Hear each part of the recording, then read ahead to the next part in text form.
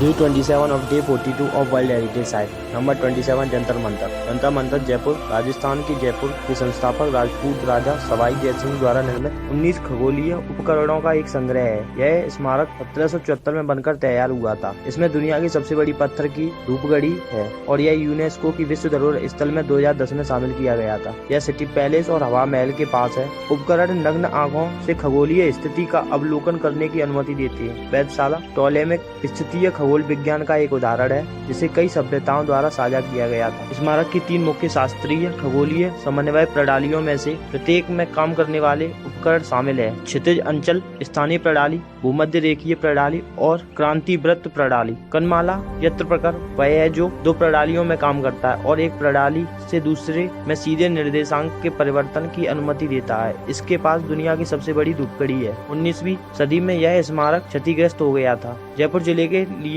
सहायक राज्य अभियंता के रूप में उनकी नियुक्ति के दौरान एक उत्सुक सोफिया खगोल शास्त्री मेजर आर्थर गैरेट की देखरेख में प्रारंभिक बहाली का काम किया गया। जंतर मंतर जंतर नाम का एक संस्कृत शब्द यंत्र से लिया गया है, जिसका अर्थ है उपकरण मशीन, और मंत्र मंत्रणा से भी एक संस्कृत शब्द है जिसका अर्थ है परामर्श गणना। इसके लिए जंतर मंतर का शाब्दिक अर्थ है गणना करने वाला यंत्र। जयसिंह ने देखा कि जिज, जिसका उपयोग खगोलीय पिंडों की स्थिति निर्धारित करने के लिए किया जाता है, मेज पर गणना की गई स्थिति से मेल नहीं खाता था। उन्होंने अधिक सटीक जिज बनाने के लिए विभिन्न शहरों में 5 नई वेधशालाओं का निर्माण किया। जयसिंह द्वारा बनाई गई खगोलीय तालिकाएं, जिन्हें जिज ए मोहम्मद शाही के नाम से जाना जाता था, भारत में 1 शताब्दी तक लगातार उपयोग की जाती रही। हालांकि तालिका का भारत के बाहर बहुत कम महत्व था। इसके अलावा इसका उपयोग समय मापने के लिए भी किया जाता था। राजा जयसिंह ने जयपुर में निर्माण कब शुरू किया यह अज्ञात है, लेकिन 1728 तक कई उपकरणों का निर्माण किया जा चुका था